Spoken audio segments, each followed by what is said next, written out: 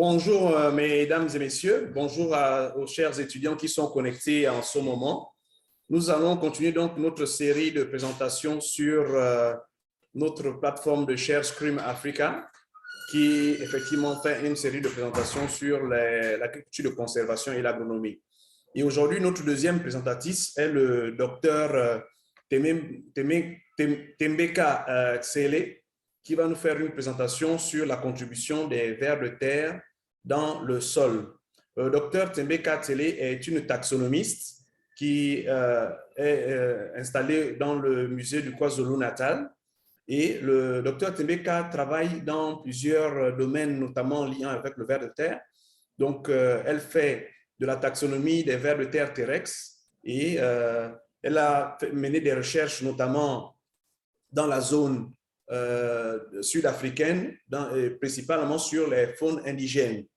Et entre autres choses, elle travaille notamment aussi sur la biodiversité et la biologie de la conservation.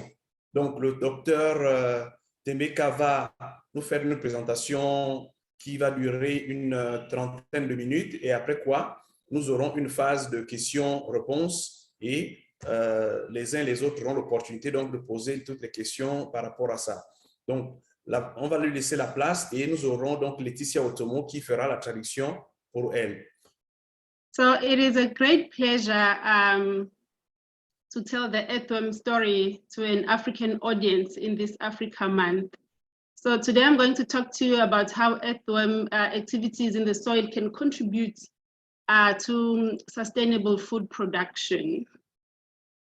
Elle disait que c'était un grand plaisir de parler de l'apport de vers de terre dans le sol à une audience totalement africaine et en Afrique, et spécialement d'un autre pays qui parle une langue différente. Et elle va nous parler de l'apport de vers de terre terrestres dans le sol. Docteur? So I am an earthworm taxonomist and I'm based in South Africa, but my interests go beyond the borders of my country. So I am interested in all African earthworms. Elle est taxonomiste en Afrique du Sud, mais son intérêt pour les vers de terre vont au-delà de l'Afrique du Sud et elle est très excitée pour la présentation.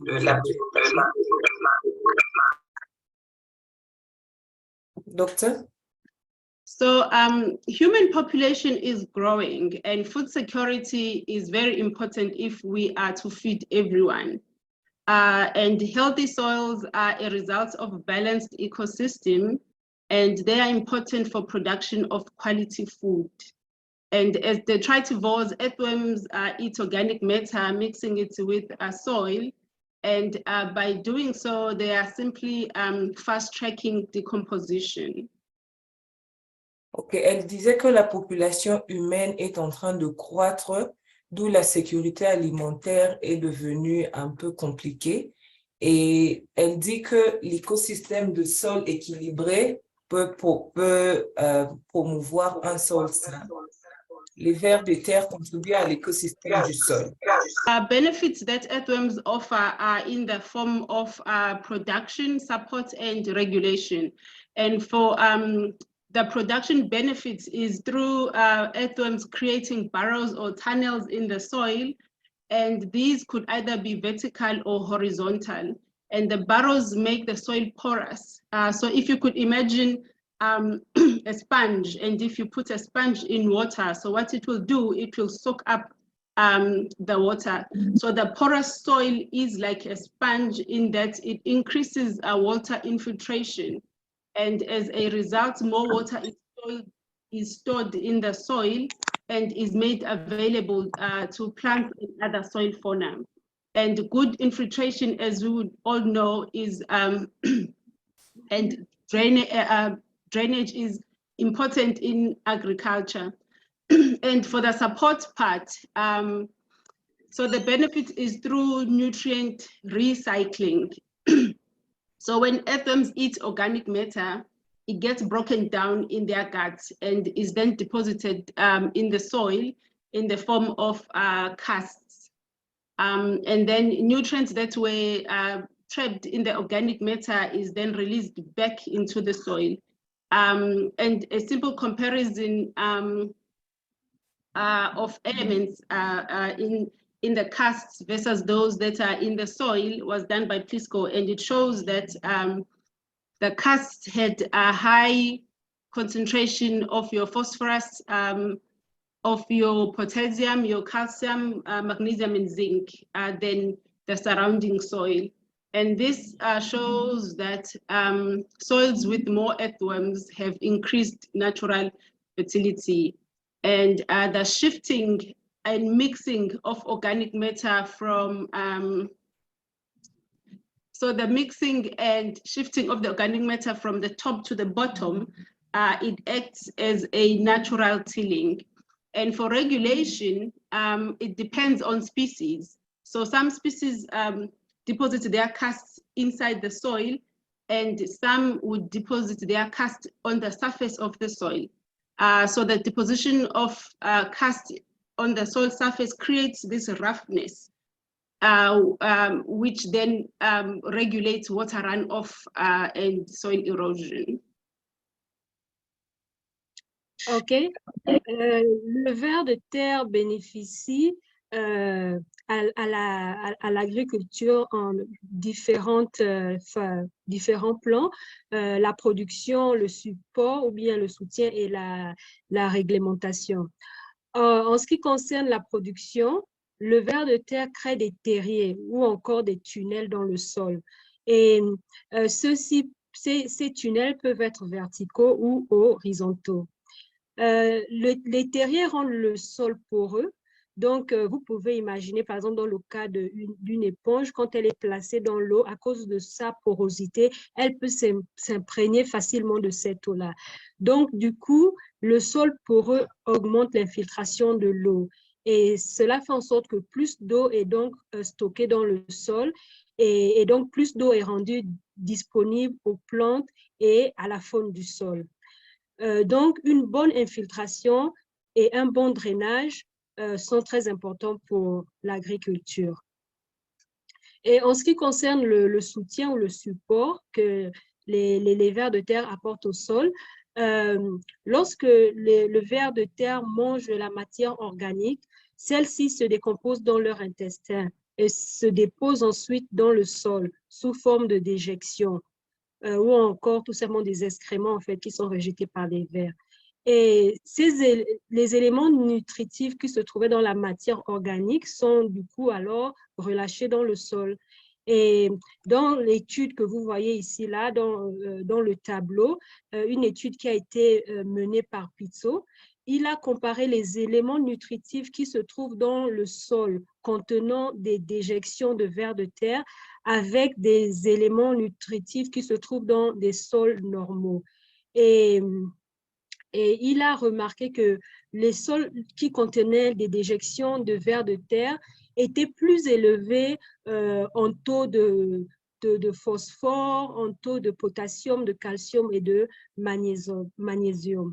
Donc, on voit que là, le ver de terre a aidé à augmenter le taux de ces minéraux-là dans le sol.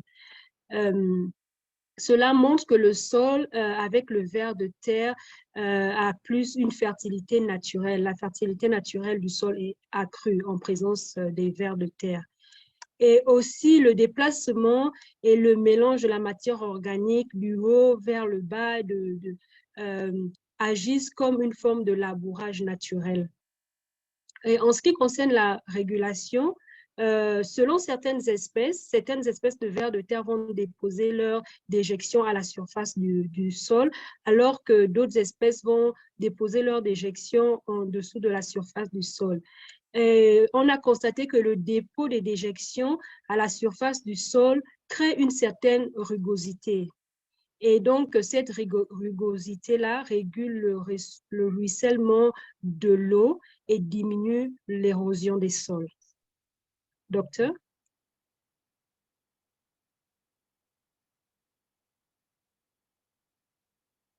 Doctor, Yes, I'm trying to change the slides. So there is a global concern on soil degradation because it threatens food security and also biodiversity, and earthworms are threatened by soil degradation. And also extensive tilling, unsafe chemical use in the soil, acidic soils, high temperatures, dry soils, and less food in the soil are all threats to earthworm survival. Et donc, il y a une certaine dégradation des sols et c'est une préoccupation mondiale car elle menace la sécurité alimentaire et la biodiversité. Et donc, les menaces, en fait, ce qui menace le sol, c'est le travail intensif du sol, l'utilisation dangereuse des produits chimiques et aussi les sols acides sont mauvais, les températures élevées et le sol sec sont mauvais parce que cela fait en sorte qu'il y a moins de cela fait en sorte que le sol puisse produire moins de nourriture en fait. Donc cela entraîne une mauvaise production au niveau du sol. Docteur? So there is a global shift in agriculture. People are adopting conservation agriculture, and this practice seems to be soil fauna friendly, and it is characterized, amongst other things, by minimum tilling, less chemical use or organic fertilizers and pesticides, and also by the use of cover crops. Donc, à cause des effets négatifs qu'on a vus plus haut, il y a un changement global dans la façon de pratiquer l'agriculture. Du coup, ceux qui font l'agriculture, les gens comme les fermiers, adoptent l'agriculture de conservation. Et cette pratique est respectueuse de la faune du sol. Elle est caractérisée entre autres par le labourage minimum, moins d'utilisation des produits chimiques et plus d'utilisation d'engrais et de pesticides organiques. Et aussi, elle est aussi caractérisée par la culture de couverture. Docteur? So conservation agriculture contributes to healthy soils as there is some balance in the chemical, biological, and physical aspects of the soil. And when soils are healthy, food that is produced is considered nutritious. And as a result, this kind of farming is considered to be sustainable. Et l'agriculture de conservation contribue à la santé des sols car il existe un certain équilibre entre les aspects chimiques, biologiques et physiques du sol. Et lorsque les sols sont sains, les aliments produits sont nutritifs. Et par conséquent, ce type d'agriculture est durable. Docteur? So we started a project of documenting earthworm species in agroecosystems, especially the systems that is practicing conservation agriculture. And so here I'm just giving you 2 examples of commercial farms that have been practicing conservation agriculture for more than 20 years. And this left photo is showing, I cannot find my case. So this left photo is showing a maize field, and you can see that there is wheat that is planted between the maize rows, and this is to cover the soil. And the photo on the top right is a sugarcane field, and in this field, the stubs from the last season are never removed from the soil. So so the sugarcane is harvested and is cut, but they never remove the old stubs. They leave them on top of the soil. And these farms do minimum or no tilling, and they use organic fertilizers and less herbicides. OK, donc ils ont lancé un projet de documentation des espèces de vers de terre dans les agrosystèmes, en particulier les agrosystèmes pratiquant l'agriculture de conservation. Et comme vous pouvez voir sur vos ordinateurs, il y a une représentation de 2 fermes. Ces 2 fermes pratiquent l'agriculture de conservation depuis plus de 20 ans. La photo sur votre gauche représente un champ de maïs. Et au milieu, au sol là, du blé a été planté entre les rangées de maïs afin de couvrir le sol, afin de maintenir une certaine couverture végétale. Donc, c'est ça l'un des buts de l'agriculture de conservation, c'est ne pas laisser le sol complètement nu. Et sur la photo de droite, vous avez un champ de canne à sucre et où des anciennes souches ont été laissées afin que le sol soit toujours couvert. Ces fermes pratiquent un labourage minimum ou alors même nul. Et ils utilisent des engrais organiques et utilisent moins des herbicides. Docteur? So you can see from the photos on the left, so the top left, you can see, so this soil came from the maize field, and you can see that the soil is very porous. It has got earthworm tunnels, and the earthworms that we collected from the maize field on the bottom left, so they were dominated by non-native species of megascolicids and lumbricids. And the photos on the right are from the sugarcane field. And we collected from this field non-natives and native species.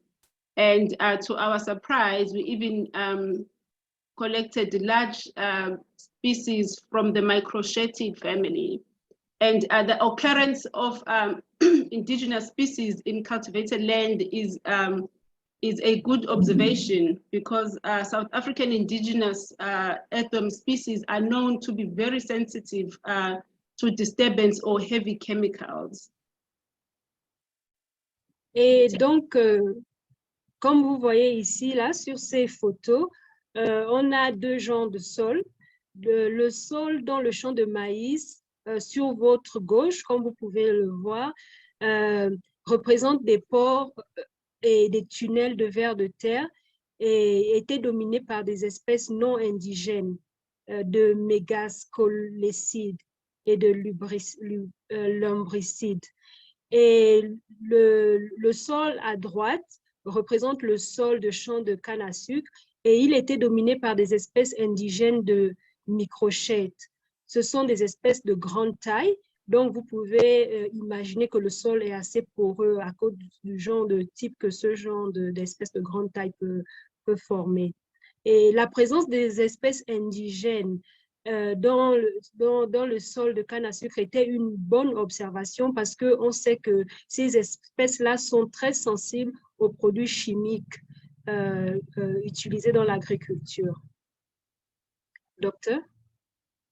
So in wet seasons, so these indigenous earthworms were very active, and they were feeding and reproducing, as you can see from the photo on the left. So those indigenous earthworms in copulation, and but in dry seasons, so they would be like the photo on the right. So what they do, they will curl up and form a ball and then go to estivation. Ok, et donc pendant la collection de ces vers de terre, ils ont pu observer que selon les saisons, par exemple pendant les saisons humides, les vers de terre indigènes étaient très actifs. Ils se nourrissaient et s'accouplaient. Alors qu'en saison sèche, ils ont observé que les vers étaient en estivation. L'estivation qui est une période similaire à l'hibernation chez les mammifères. Docteur? So seeing how well commercial farmers are doing through this conservation agriculture system, we decided to start a project in rural community schools where we give primary school learners information and help them do sustainable planting with the use of earthworms. So this area was chosen. So on the bottom photo, you can see, so this is how this rural community looks like. And you can see that almost every household has got a sugarcane field. So this area was chosen because the community here is already very much involved in farming sugarcane, and they call themselves a sugarcane country. I hope you can see these photos. So they call themselves a sugarcane country. And so children from this community are already exposed to farming, and that was the main reason why we chose this community. Après avoir vu comment est-ce que c'était une réussite, l'agriculture de conservation au sein des grands fermiers qui faisaient une agriculture, qui pratiquaient une agriculture assez avancée, nous avons également impliqué nous sommes également impliqués dans des projets scolaires où nous donnons des formations aux élèves du primaire et les aidons à faire des plantations durables avec l'utilisation des vers de terre. Et comme vous pouvez le voir sur vos écrans, la zone, les maisons que vous voyez, cette zone a été choisie parce que la communauté ici est très active dans la culture de la canne à sucre, et ils appellent même cette zone le pays de la canne à sucre, de sorte que les enfants sont déjà exposés à la canne à sucre, parce que la plupart des maisons ici, là, va par exemple avoir un petit jardin de canne à sucre à côté, pas loin de cette maison. Donc, c'est l'une des raisons pour laquelle cette zone a été sollicitée pour mener ce projet. Docteur? So we chose to work with young children because it is easy to teach them from a young age. So learners are taught how to start a weamery at school and also at home to help them plant food for their own consumption as well as to make a profit. And as you can see on the photo on the left, those are earthworms that they are using in their weamery. And their weameries, so we give them these small boxes to do their weamery. So it will be the photo on the right. Donc, nous avons choisi de travailler avec des jeunes enfants car il est facile de leur apprendre dès leur plus jeune âge. Et les élèves apprennent à démarrer des lombricomposteurs à l'école et à la maison pour les aider à planter de la nourriture pour leur propre consommation et même pour pouvoir faire du profit, pouvoir se faire de l'argent. Comme vous pouvez voir sur la photo qui est à gauche, encerclée ici, là, vous voyez, il y a des vers de terre. Et sur la photo qui est à droite, et vous voyez ici, là, il y a justement une bassine ici contenant du compost sur laquelle les enfants travaillent. Docteur? So what we basically teach them is that they could use compost instead of fertilizers and still get good yield. So the bottom photos, so these bottom photos are the compost from a commercial farm, one of the commercial farms. And so the learners make their compost using a similar model to the ones that is done by commercial farmers, but they are doing it on a small scale. So it is basically mixing the soil with the grass, and in their case, it is the grass that has been cut from their playground, and they mix the soil and the grass and the earthworms, and then they put the whole thing into a pyramid-like structure, just like how you see on the bottom right photo, how the farmers do it. Et comme vous pouvez voir sur vos écrans, la photo en bas représente l'agriculture pratiquée à grande échelle, en fait, à des fins commerciales par certains agriculteurs. Et ce que nous avons fait, c'est que nous avons nous voulons enseigner aux enfants que le compost peut être utilisé afin d'obtenir un bon rendement aussi. Et donc, les photos du bas, comme vous voyez, montrent comment est-ce que cette agriculture-là peut être faite à grande échelle. Et nous avons calqué en fait cette image-là de comment est-ce que l'agriculture de conservation est faite à grande échelle par des grands fermiers. Nous l'avons calqué et nous avons appris cela aux plus jeunes. Donc ici, plus haut, ce que vous voyez, ce qu'ils font, c'est que le sol, l'herbe est coupée et mélangée avec des vers de terre et sont supervisés et combinés en structure pyramidale. Docteur? And so this photo on the left is their compost that we cut in half. And if you can see this dark line, so this is humification. So this is where their organic matter was, or their grass was. And you can see that it has been completely incorporated into the soil, obviously with the aid of earthworms. And so what they will then do is that they will sieve all the earthworms out and then use them again in their next compost heap. And then the ready compost, they will then keep and use it whenever they are planting. Sur vos écrans, à l'extrême gauche, ceci est le tas de compost coupé en deux. L'humification s'est faite dans la ligne sombre. C'est là que se trouvait la matière organique, mais elle est maintenant incorporée au sol grâce aux vers de terre qui l'ont digéré. Et le compost est ensuite tamisé. Donc, ça va faire en sorte que les vers de terre sont retenus dans le tamis et le sol seulement va passer au travers du tamis. Et sur l'extrême droite, vous voyez le compost qui est prêt à être utilisé lors de la plantation. Et les vers de terre qui ont été recueillis vont être préservés pour continuer un autre cycle pour faire du compost. Docteur?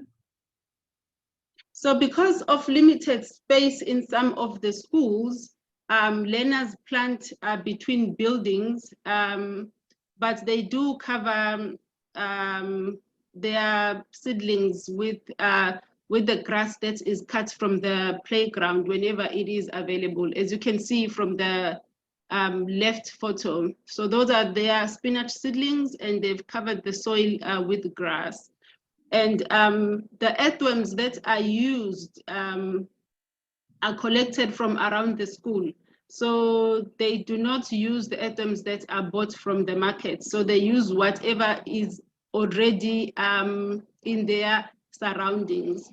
And this helps with the sustainability because they come from very, very poor households, and they do not have money to be buying all these earthworms. And should their earthworms die, they would need to have money to buy them again.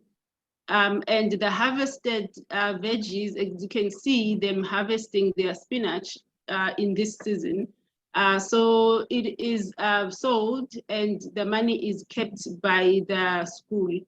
And what is of note is that this project started without any capital. So the seedlings were donated by the Department of Agriculture in KwaZulu-Natal, and learners then harvested rainwater to water their plants.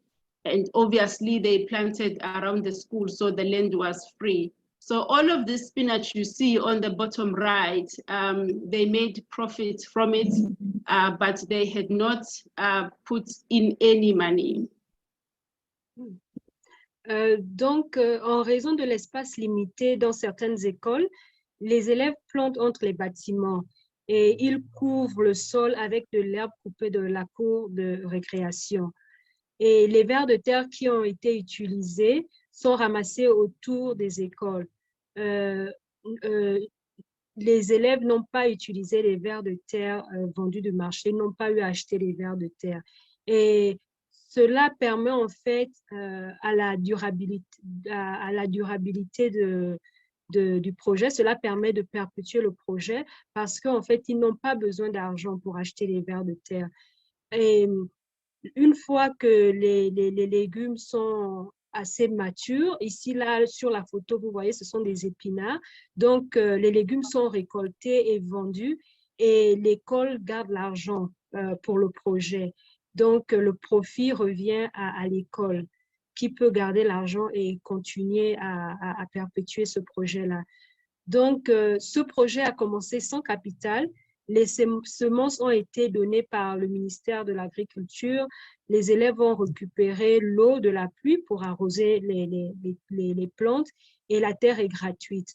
Donc, vous pouvez voir que c'est vraiment un projet rentable qui permet à l'école de se faire de l'argent sans pour autant qu'il n'ait eu à dépenser quoi que ce soit pour commencer le projet. Doctor? So what they plant is determined by the season because, as I've said, that in this community they struggle with water. So does the schools. So during dry season they normally plant things that do not need too much water, like your potatoes. And in this particular season, you can see, so they planted potatoes, and unfortunately they did not have grass available, so they could not cover their soil. But these potatoes did well, and they are able to sell in a proper market. And for this particular season, so the only cost was for the seedlings, because they had to buy the potato seeds, but everything else came from nature.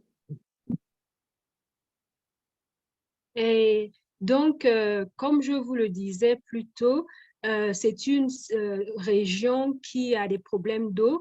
Donc, ce qu'ils plantent est déterminé par la saison. Si c'est une saison sèche, ils vont planter des plantes qui poussent facilement pendant la saison sèche. Et la même chose pendant la saison de pluie, ils vont utiliser des plantes qui poussent facilement pendant cette saison. Et donc, dans le cas ici sur la photo, c'était une période de saison sèche, donc ils ont planté des pommes de terre qui poussent facilement pendant cette saison. Et cela s'est bien passé jusqu'à présent. La récolte s'est bien passée et ils ont même pu se faire du profit en vendant leurs produits. Et donc, pour cette saison-là, le seul coût, la seule dépense qu'ils ont eu à faire, c'était sur la semence, parce qu'ils ont dû acheter la semence pour pouvoir commencer leur plantation. Mais tout le reste vient de la nature. Pour tout le reste, ils n'ont pas eu à dépenser quoi que ce soit. Docteur? So to conclude, the contribution of earthworms in the soil has been recognized a whole lot in the recent past. And as a result, more people are using earthworms as an alternative to increase soil fertility. And there are alternative and affordable ways of farming that do not harm the environment, especially the soil fauna. And these alternatives should be adopted if we are to maintain sustainable food production in Africa. And fighting poverty starts with me, and it also starts with you. And may we all find the courage to start, no matter how small, as long as it will make a difference. Et donc, pour conclure, la contribution des vers de terre dans le sol a été reconnue dans un passé récent. Et par conséquent, de plus en plus des gens utilisent comme alternative des vers de terre pour augmenter la fertilité du sol. Il existe des méthodes agricoles alternatives et abordables qui ne nuisent pas à la faune du sol. Et celles-ci devraient être adoptées si nous voulons maintenir une production alimentaire durable. La lutte contre la pauvreté commence par toi, par moi, et on doit juste trouver le courage en fait de commencer. Même avec le peu que nous avons, nous pouvons commencer. Il suffit juste de trouver le courage de le faire. Merci. So I would like to thank, if I could just close, I would like to thank Professor Mwavo from the University of Mpumalanga for his involvement in earthworm projects, as well as the Department of Agriculture in KwaZulu-Natal for constantly donating seedlings and seeds to the school. And a special thank you to all of you for your time. Thank you. J'aimerais remercier Prof. Mwangu de Mpumalanga pour avoir participé à ce projet de earthworm et aussi des collaborateurs du KwaZulu-Natal. Et j'aimerais aussi pouvoir remercier l'audience pour leur participation. Et merci beaucoup à tous. Dr. Tembeka, I have a question here. Yes. Yes, it's how long and big was the earthworm in the sugar cane, and which one faster and bigger? Which one, maybe they want to say which one was faster and bigger, the indigenous or the non-indigenous one, or it's grew? Okay, it's grew.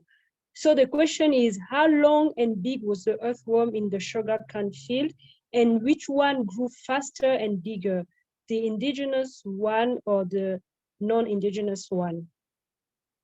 Okay, so the ones from the sugar cane, so the large indigenous ones, those species, they can grow up to 0.5 meter or slightly more than 0.5 meter. So those are those indigenous ones. And in terms of which one grows faster, in general, the non-native ones, they grow very, very fast and they breed very, very fast compared to the indigenous ones. So those large indigenous ones, they do not breed as fast or grow big as fast as the non-native ones. Ok, donc la question c'était lequel des vers en fait dans le champ de canne à sucre, lequel grandit plus vite et lequel est le plus gros en fait à la fin. Est-ce que c'est le ver indigène ou le non indigène? Et la réponse de Dr. Tembeka, c'est que le ver indigène peut vraiment être grand, il peut vraiment atteindre de grandes tailles jusqu'à la moitié d'1 mètre. Mais par contre, le ver qui est le non indigène, il grandit beaucoup plus vite et il se multiplie aussi beaucoup plus vite que le ver indigène. Donc, il est plus rapide dans sa croissance et même quand il se multiplie beaucoup plus vite. On a une autre question. Je vais la lire d'abord pour Dr. Tembeka. Dr. Tembeka, there's another question. What range of age do you focus on with the kids? Which grades? And do you also consider working with disabled children? Okay, so so the grades that we focus on are from grade 4 to grade 7. So that is the senior primary learners. And in terms of age, obviously they range from 10-ish to 13, 14, depending on how old is a child in grade 4 to grade 7. But those are the grades that we focus on, because the younger ones, we realize that they are very playful, so they like to play, so they end up not focusing on what should be done. So that is why we chose the older ones, but still in the primary school. So yeah, that's 4 to 7, and it depends on the child's age in those grades, which would range from, say, 9-ish, maybe to 13 years old. And in terms of disabled ones, we haven't worked with any disabled children. To be honest with you, in this area, they do not have any schools that are just for disabled learners. Remember, we work with schools first before we can work with them back at home. So it starts at school, we teach them, and then we follow them back home. So we haven't worked with any disabled children, but that is open for the future. Ok. Donc, elle disait que malheureusement, dans cette région, il n'y a pas d'école pour des enfants handicapés, parce que, comme elle vous disait, ils commencent à travailler avec les enfants à l'école avant de continuer à travailler avec eux chez eux. Mais malheureusement, dans cette zone-là, il n'y a pas d'école pour enfants handicapés. Donc, ils n'ont pas, jusqu'à présent, ils n'ont pas eu l'opportunité de travailler avec des enfants handicapés. Maintenant, en ce qui concerne l'âge des enfants, ils travaillent avec les enfants qui sont assez matures, parce qu'ils ont remarqué que les plus jeunes, elle mentionnait qu'ils travaillent avec des enfants qui ont entre 9 ans et 13 ans, ou 10 ans et 14 ans, et en général, ce sont des enfants qui se trouvent entre, ici, il parle de grade 4, du grade 4 au grade 7.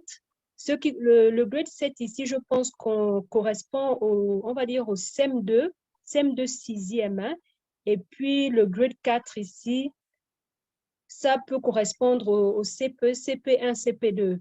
Donc, ils travaillent avec ces enfants-là. Ils disent que parce qu'en dessous de cette tranche d'âge, les enfants aiment encore beaucoup jouer. Donc, c'est difficile pour eux de se concentrer. Et c'est pourquoi ils préfèrent travailler avec les enfants qui sont dans les plus grandes classes à partir du CP et jusqu'au CM2. Donc, c'est du CP jusqu'au CM2.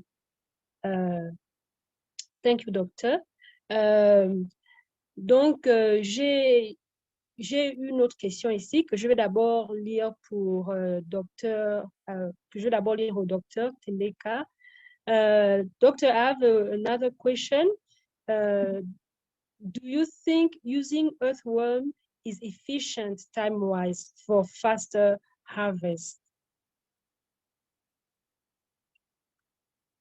Okay. So I think we all agree that how things have been done in agriculture is not working anymore because of the health status of our soils in agriculture. So globally, everyone is trying to move away from using methods that destroy the environment. So everyone is now trying to adopt ways and systems that would work both for food production as well as the conservation of biodiversity or conservation of the environment.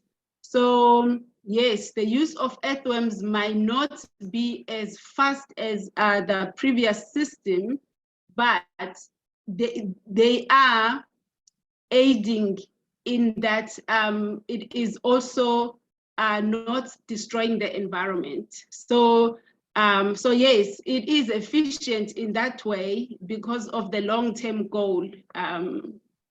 So yes, in my opinion, it is efficient. Okay. Ok, je vais d'abord m'excuser. J'ai été coupé, donc je n'ai pas suivi tout ce qu'elle a dit comme réponse, mais je crois que l'essentiel, c'est ce que je vais dire là.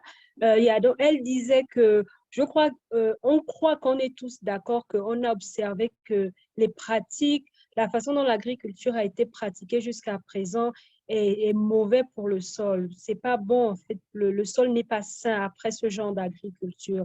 Et donc, c'est pourquoi de plus en plus de personnes sont en train de s'éloigner de cette méthode-là, de cette façon de faire.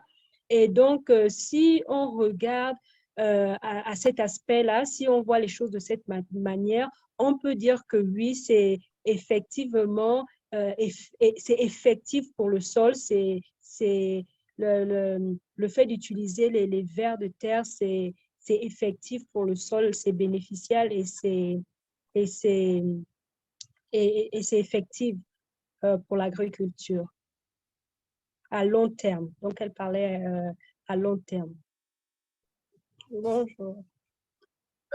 Merci pour la présentation qui était riche d'enseignements. Je suis M. Abadar, enseignant en PM d'abord, précisément à l'IASAC. Et j'ai deux petites questions.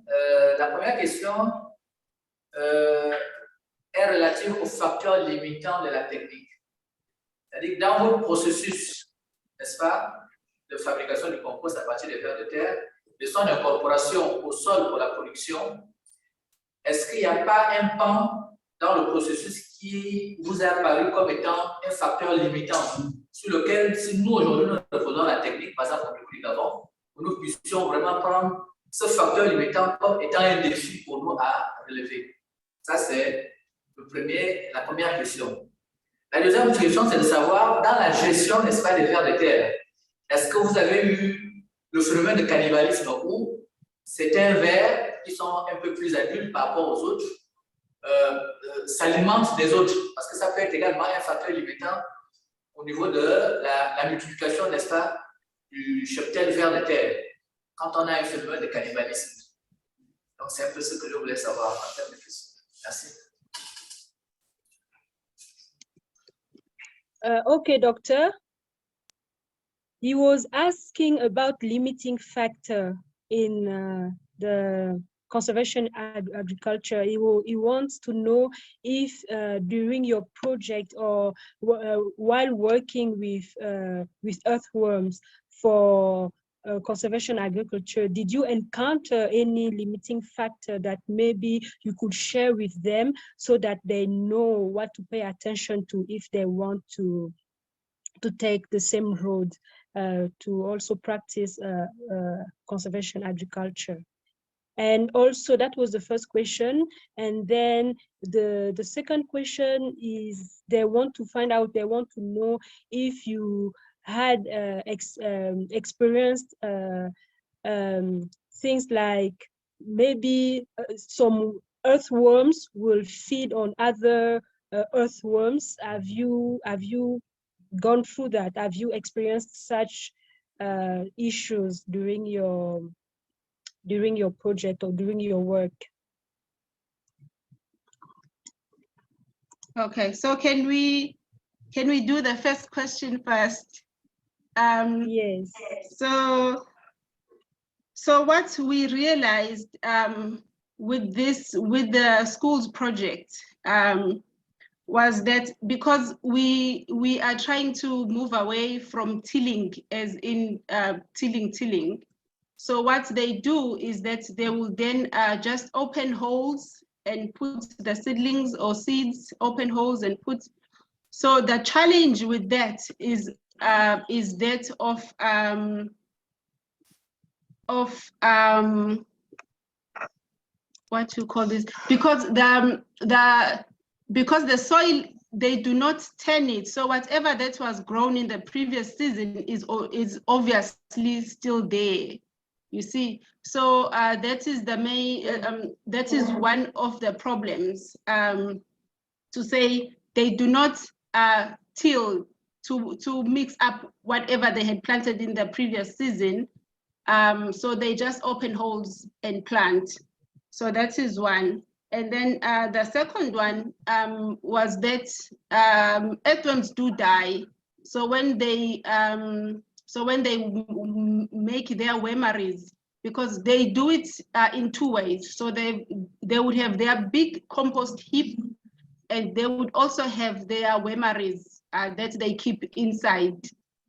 And so sometimes those earthworms, they do die. So the whole population sometimes just die, and they need to start again. And obviously, because of age, that was understandable, because maybe they don't feed them all the time, and sometimes they overfeed them. You know, when you put a whole lot, and sometimes they put the wrong things, like your onions and your tomatoes, and then the earthworms die. So that was another challenge, to having to start afresh with these wormeries. And another one.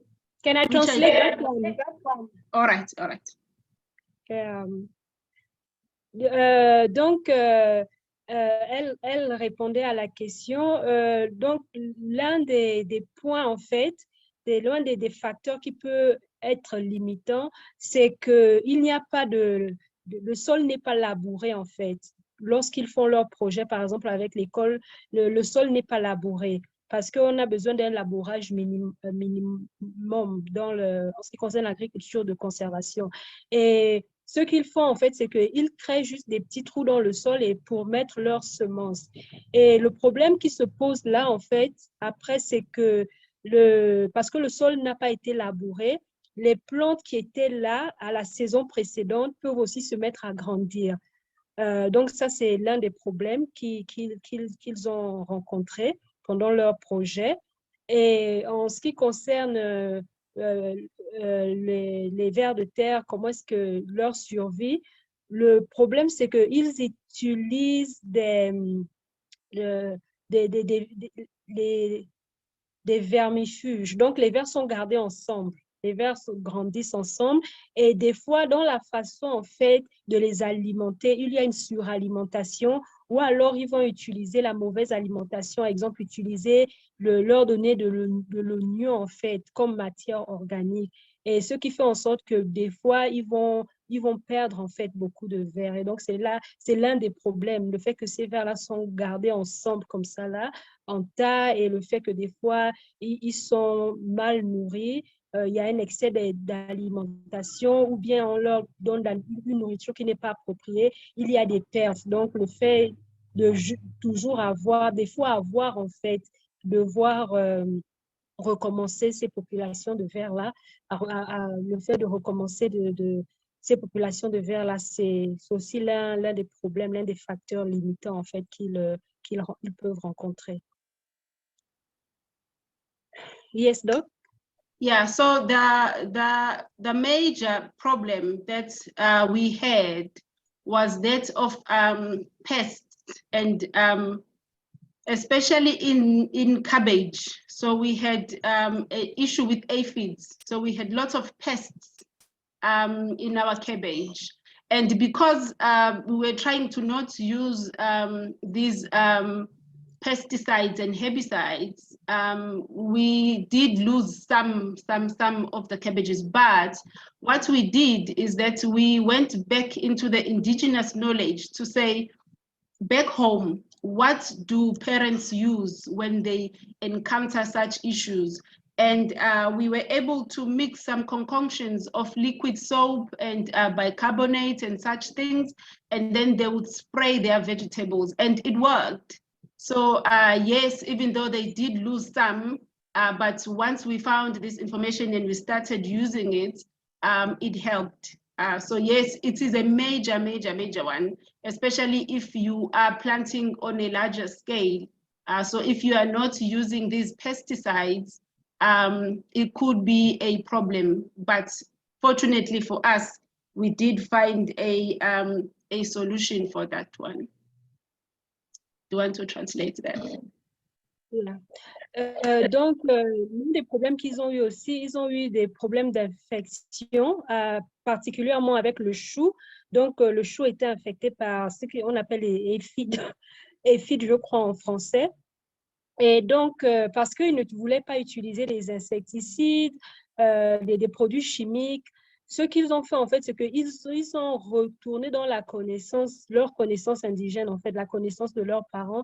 Et de là-bas, en fait, ils ont pu découvrir certaines préparations, des mélanges qu'ils utilisaient du carbone. Hein? Voilà. En tout cas, ils ont pu trouver certaines préparations afin, en fait, de contourner, en fait, ces infections-là pour traiter leurs choux.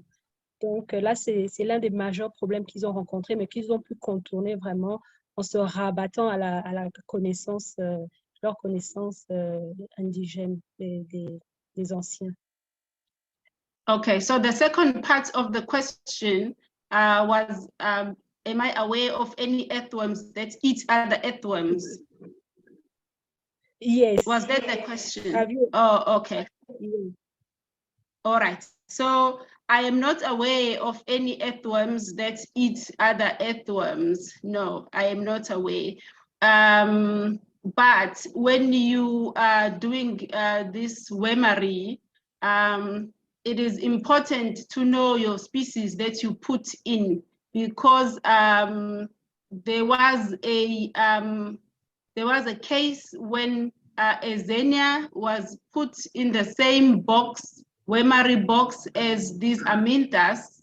And over time, we realized that aminthas was vanishing, and so these xenias were taking over the aminthas. So it is important to know what you are putting in your wormery or in your compost.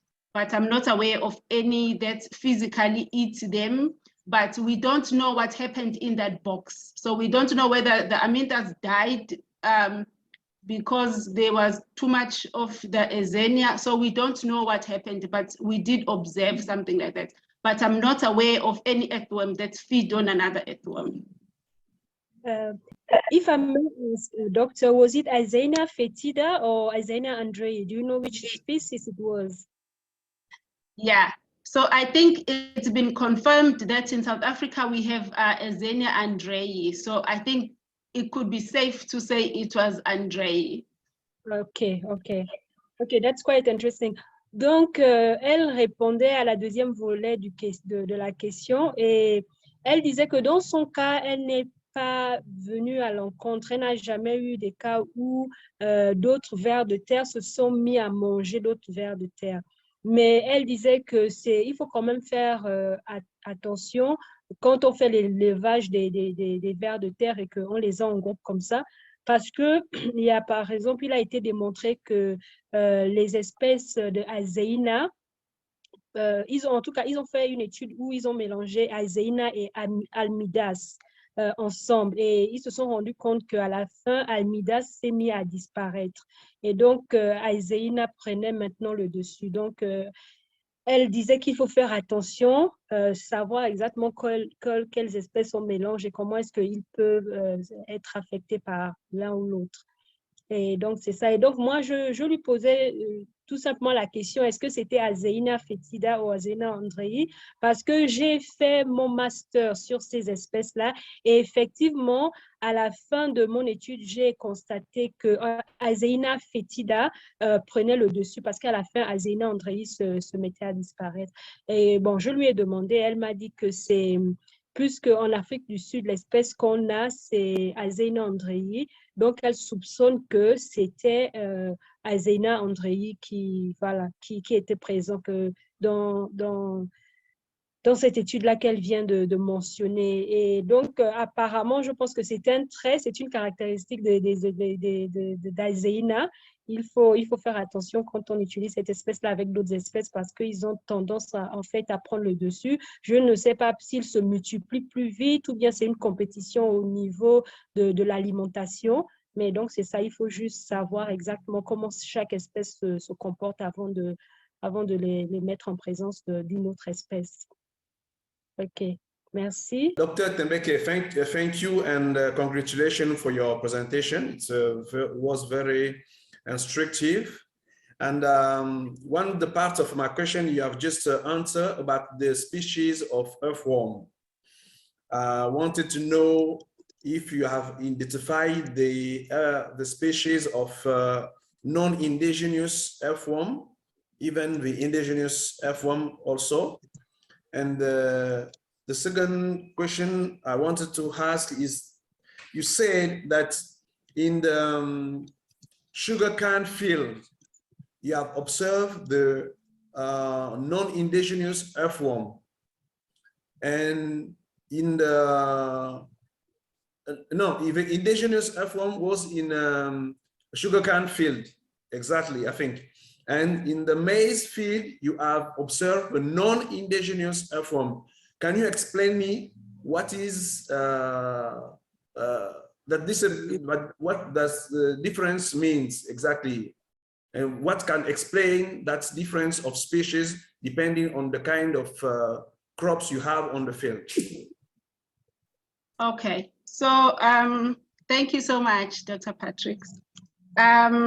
So on the first question, yes, we do identify all the earthworms that we collect, whether it's maize or soya or sugarcane or whatever. So we do identify all of them. So the ones that I showed today, so the one from the maize were Aminthus, and I think that one was Aminthus defringens.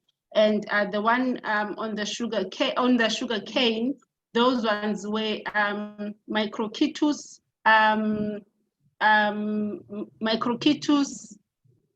symmetry. I stand to be corrected, but I think that very specific one in that photo is that one. So yes, we do identify all of them. And then your second question is why in the maize we found mostly the non-natives, and in the sugarcane we found the indigenous ones. So it goes back to the previous practice of the farm. So the sugarcane farm that we found a whole lot of these indigenous earthworms. So previously, so that farm, fortunately, they had never done tilling as in major tilling from forever. So it goes back to what was the farm and what were the practices that were being done in the farm before they converted into this conservation agriculture. So it's not just about what you see now. So the explanation can come from what was before. So in the maize field, obviously before they used to do everything, it was a full conventional agricultural system in that farm. And obviously it also depends on where the field is, because what I believe is that these earthworms, the indigenous ones, they recolonize these fields. So it's not like as if they just fall from the sky and they're there, or if they have been there all this time. So they recolonize. So if you take the sugarcane field, it is closer to the grassland. So it is towards the end of the farm where there's a grassland. So my belief is that they are recolonizing the sugarcane from the grassland into the sugarcane field.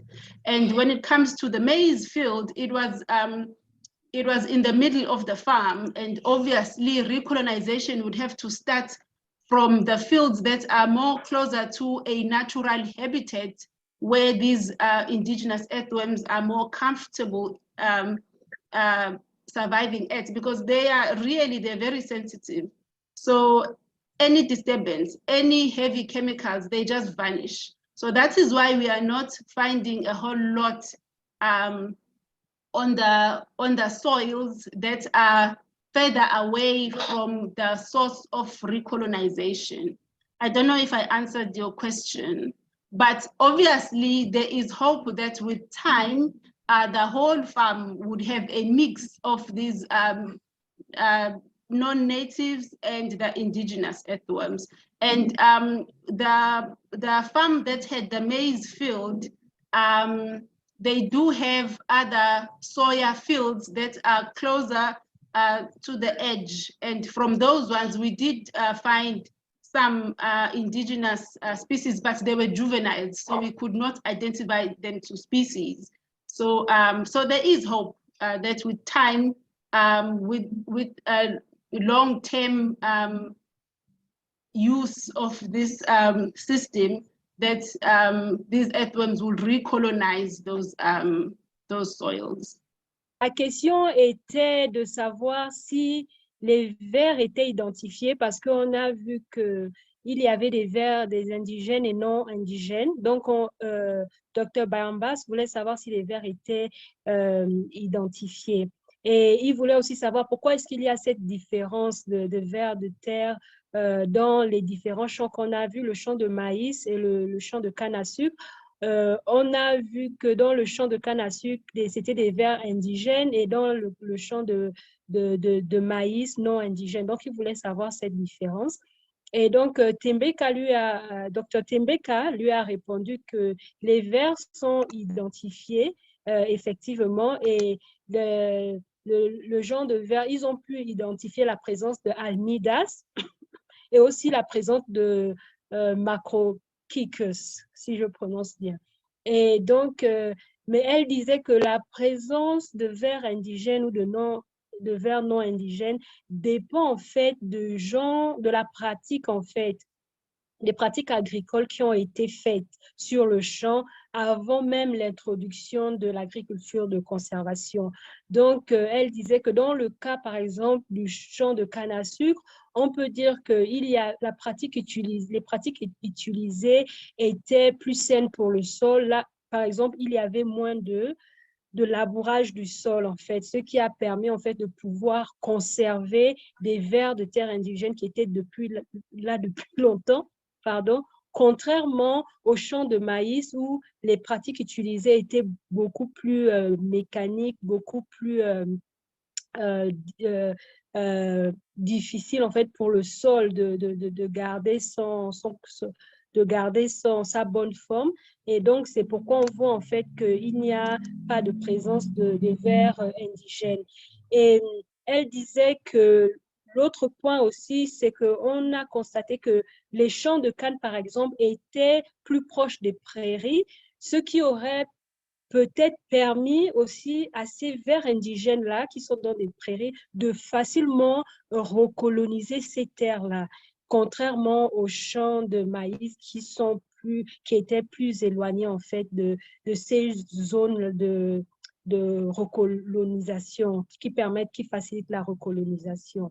Mais elle disait que ce qui est sûr, c'est qu'avec le temps, on pourra observer que même ces zones de maïs qui n'ont pas de population de vers indigènes, avec le temps, ces populations-là vont revenir en fait petit à petit, et de deux côtés, on pourra avoir un mélange des deux, de vers indigènes et non indigènes avec le temps. Ma question est la suivante. Devrons-nous nous inquiéter de la disparition des vers de terre dans le sol? Si oui, pourquoi? So, Dr. Tembeka, the lady is asking if we should worry that earthworms are being extinct, that there's no earthworm in the soil. If it happens that the earthworm in the soil disappears, should we get worried, and why? Okay, so we should be worried about any biodiversity going extinct, so not just earthworms. And yes, for earthworms as well, we should worry if they do go extinct, because of how much they contribute in the soil. So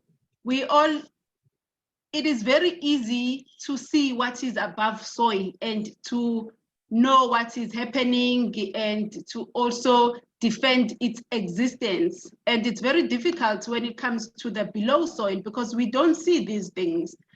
So that is why most people don't know how much the soil organisms contribute into what we see above soil. So it's not just the earthworms in the soil, there's a whole lot of other organisms that are in the soil that contributes to a whole lot, not just in the food industry, in what we see, you know, our biodiversity in general. So we cannot afford to have any species go extinct because they are as important as your plants. They are as important as your mammals or your reptiles. Yes, and they contribute for us, for humans, the major contribution is towards our food. Elle disait que oui, il faut s'inquiéter si les vers de terre venaient à disparaître parce que à cause de leur contribution, à cause de la contribution qu'ils apportent au sol.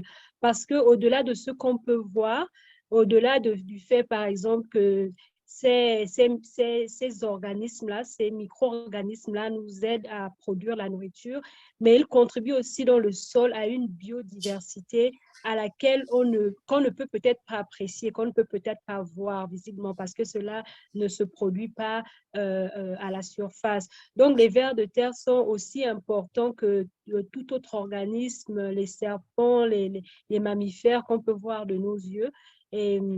Et donc, pour ajouter à ce qu'elle a dit, par exemple, pendant sa présentation, elle a montré que les vers de terre permettent d'accélérer la formation en fait, des minéraux dans le sol en digérant la matière organique, en faisant passer la matière organique par leur système digestif. Cela permet en fait de libérer des minéraux dans le sol qui font en sorte que les plantes peuvent utiliser immédiatement et grandir. Et les vers de terre permettent même de former des tunnels dans le sol. Ces tunnels-là permettent de retenir l'eau, la rétention d'eau, qui font en sorte que l'eau est plus disponible aux vers de terre. Les vers de terre, quand ils déposent leurs excréments à la surface du sol, permet d'éviter l'érosion. Donc, ils contribuent tellement à plein de choses, à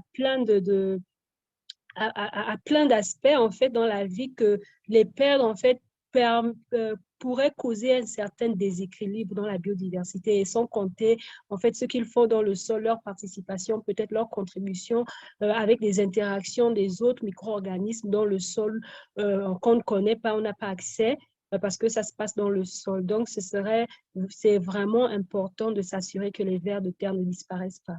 Dr. Tembeka, I want to know if we can collaborate together to elaborate an identification key for native species of earthworm in Gabon here, which is called Edulis eugeniae, because I have started that work, but I've not finished it. And I think we can work together to elaborate a key of identification. And hope we can exchange our email and carry on that work if you think it will be interesting also for you. Yes, no problem. We can do collaborations. It's not an issue. Donc, le docteur Bambas demandait juste s'il pouvait collaborer avec Dr. Tembeka et elle a répondu positivement que oui, cela peut se faire. Merci beaucoup à tous. So, Dr. Tembeka, I was just thanking everyone for being here. I don't know if you want to say anything before we close. Thank you to the students, and should they have any interest in earthworm taxonomy, they should just look in the South. I'm always available. Thank you. Thank you. Thank you again. See you next time. Dr. Tembeka, oui, je vais juste traduire Dr. Tembeka. Dr. Tembeka remercie tous les étudiants pour leur présence. Merci à tous d'avoir été présents. Et elle disait que si vous avez un intérêt particulier en ce qui concerne la taxonomie de vers de terre, n'hésitez pas à rentrer en contact avec elle.